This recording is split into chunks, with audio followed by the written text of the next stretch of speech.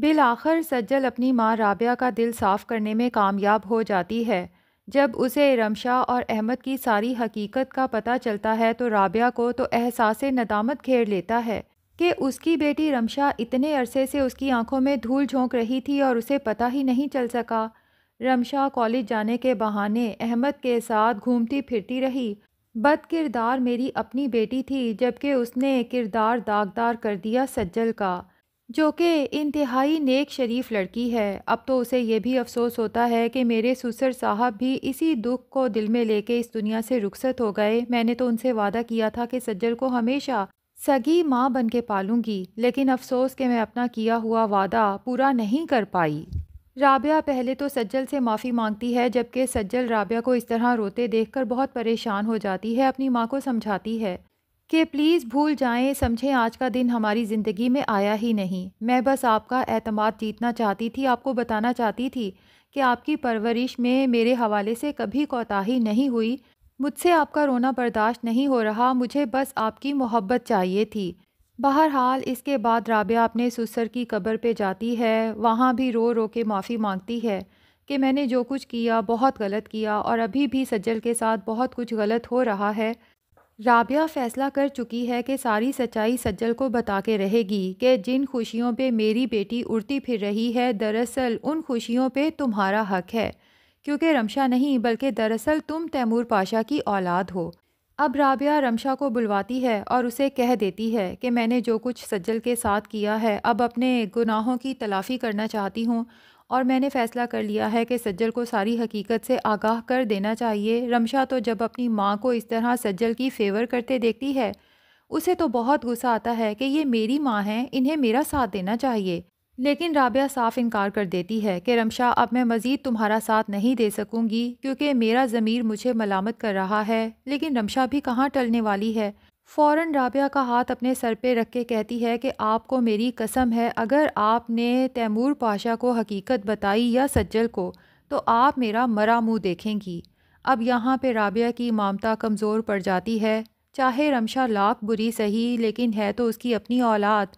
तो राबिया को बहुत बेबसी महसूस होती है। दूसरी तरफ सज्जल को सालार के साथ आउट ऑफ सिटी मीटिंग के लिए जाना पड़ता है। अब जब ये दोनों मीटिंग करके फ्री होते हैं तो काफ़ी शाम हो चुकी होती है, जबकि बाहर मौसम भी काफ़ी ख़राब होता है। सालार जब सज्जल से कहता है कि मौसम तो ठीक होने का नाम ही नहीं ले रहा, सज्जल कहती है कि न्यूज़ में अपडेट आई थी कि मौसम काफ़ी ख़राब रहेगा। अब शाम से रात हो जाती है, दोनों इंतज़ार ही करते रह जाते हैं, लेकिन बारिश है कि रुकने का नाम ही नहीं ले रही। अब सालार सज्जल से कहता है कि रात काफ़ी हो चुकी है और बारिश भी चूंकि नहीं रुक रही, तो मुझे यही लगता है कि आज की रात हमें यहीं स्टे करना पड़ेगा।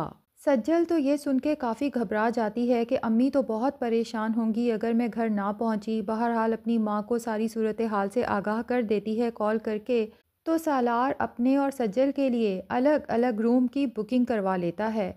लेकिन रात को तेज़ बारिश और बिजली के कड़कने की वजह से सज्जल को बहुत खौफ आता है, तो वो सालार से कहती है कि क्या मैं आपके ही रूम में स्टे कर सकती हूँ। सालार जो नींद से ही जागा था, सज्जल को यूं अचानक दरवाजे पे खड़ा देखकर काफ़ी परेशान भी हो जाता है। बहरहाल दरवाज़ा पूरा खोल के उसे अंदर आने का कहता है, जिसके बाद सज्जल जाके सोफे पर बैठ जाती है। अब सालार सज्जल से कर्टसी में कहता है कि तुम चाहो तो बेड पे लेट सकती हो, मैं सोफे पे सो जाऊंगा। लेकिन सज्जल कहती है कि इसकी कोई ज़रूरत नहीं, मुझे वैसे भी बाहर किसी जगह पे नींद नहीं आती, घर में ही नींद आती है, इसलिए मैं सोफे पे बैठ के सुबह होने का इंतज़ार करती हूँ। मुझे बस अपने कमरे में बहुत खौफ आ रहा था, आप आराम करो, मैं यहीं पर ठीक हूँ। लेकिन जब रात मज़ीद गुजरती है तो सज्जल को पता ही नहीं चलता कब बैठे बैठे उसकी वहीं सोफे पर आंख लग जाती है और वो गहरी नींद सो जाती है, जबकि उसे शदीद सर्दी भी लग रही है।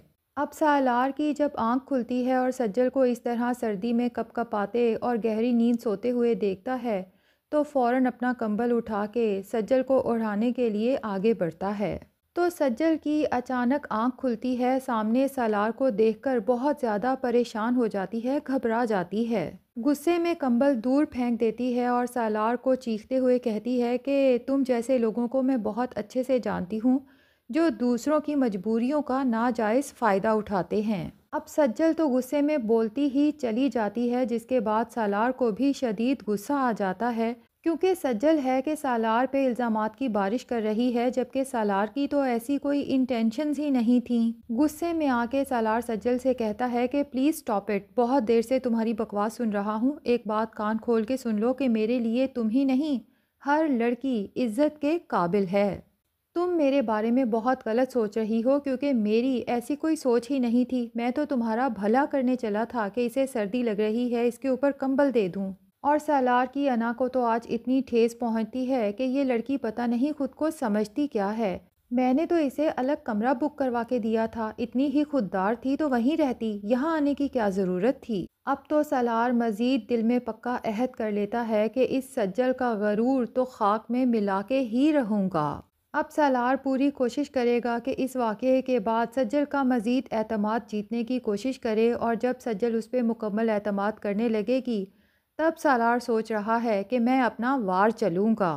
अब उधर अलीज़े और ताबिश शादी की शॉपिंग में मसरूफ़ होते हैं। ताबिश को जो भी चीज़ पसंद आती है उसका पहले प्राइस टैग चेक करता है और उसके बाद डिसाइड करता है कि ये चीज़ उसे लेनी है या नहीं। अलीज़े, जो काफ़ी देर से ताबिश की ये हरकत नोट कर रही है, बिलाखिर कह ही देती है कि क्या हो गया ताबिश, जो चीज़ पसंद आती है बस उठा लो, तुम उसका प्राइस टैग क्यों देखने लगते हो। जिस पे ताबिश अलीज़े से कहता है कि अलीज़े, मैंने तुम्हें पहले ही बताया था कि हमारे क्लास डिफरेंस की वजह से हमारी आदतों में भी बहुत डिफरेंस होगा। शुरू शुरू में हो सकता है कि तुम्हें मेरी आदतें बहुत अजीब लगें, क्योंकि हम मिडिल क्लास लोगों की आदत है कि हम कोई भी चीज़ प्राइस टैग देखे बगैर नहीं लेते, और अगर हमारी गुंजाइश से बाहर हो तो अपनी पसंद की हुई चीज़ भी छोड़ देते हैं।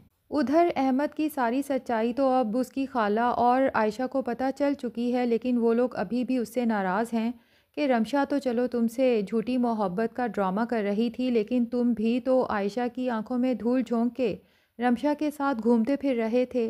अगर रमशा सज्जल और आयशा की मुजरिम है तो तुम भी इस जुर्म में बराबर के शरीक हो। अहमद बहुत बेबस महसूस करता है ख़ुद को कि रमशा ने उसे किस बुरी तरह से अपनी बातों में ट्रैप किया था, और उसे पता ही नहीं चला कि रमशा उसके साथ खेल क्या खेल रही है। बहरहाल अब सज्जल से पूछता है कि तुम्हें कुछ आइडिया है कि रमशा रहती कहाँ है।